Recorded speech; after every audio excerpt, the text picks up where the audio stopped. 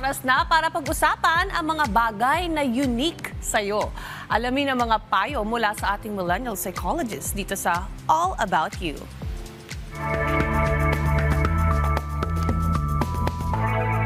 Magandang araw. Ako nga pala si Rian Portuguese, your millennial psychologist, at welcome sa All About You, kung saan ito ang safe space mo at pag-uusapan natin ang tungkol sa iyo.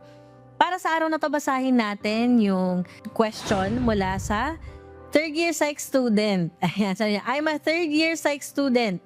I wanted to pursue clinical psychology as my profession, pero lagi akong may self-doubt to the point where I would randomly shed a tear or cry po kasi randomly naiisip ko na baka maging disappointment ako. Na baka mamaya, if I fail, I will be worthless. How can I deal with my self-doubt po and my anxiety towards what other people might say? Thank you po, M. Yung mga na-mention mo kanina na na may kinalaman doon sa takot, yung self-doubt, no? Kasi baka halimbawa maging failure ka, valid yun eh. Lalo pa halimbawa kapag sobrang mahalaga sa atin yung isang bagay na ginagawa natin, may point na maisip natin na hala baka mag-fail ako. Or what if hindi ko magawa yung role ko?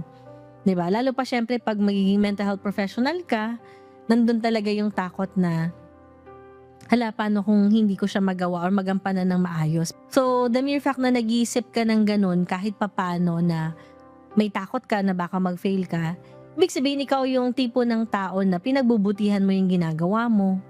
'Di ba? Hindi ka ganun ka-complacent, hindi ka yung type of person na basta na lang. 'Di ba? Kasi alam mo kung gaano ka-importante yung ginagawa mo. And with that, nakaka-proud ka dun sa part na yun. Tandaan na hindi nakakabit sa sarili mo at hindi dapat gawing identity yung mismong academic performance.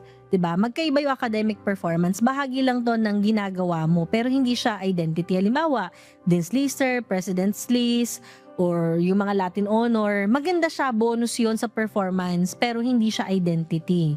Matutong i-celebrate ang mga nagagawa na or yung mga nagagawa mo at gamitin din ng kakulangan para mas mag-improve. So na-mention ko na kanina yung about doon sa aaralin mo yung mga feeling mo kakulangan mo. So ngayon naman, para hindi laging doon ka nag-iisip sa mga kulang, kasi minsan kakaisip natin ng mga kulang sa atin, di ba? Di natin maiwasan, nagiging bahagi na siya ng parang feeling natin, identity na natin yun, na doon na tayo nag-identify.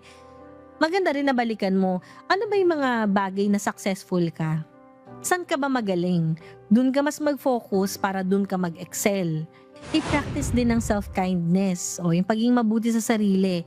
Huwag mong hayaan na yung mga sinasabi ng mga tao sa'yo talagang magstay. Kung meron din kayong mga concern tulad ng ating nagtanong, na third year student na psych major, huwag niyong kalimutan na i-send yun dito sa email na mababasa ninyo sa baba ng screen na to. So, hanggang sa susunod po muli, this is Rian Portuguese at lagi nating tandaan maging mabuti sa ating isip.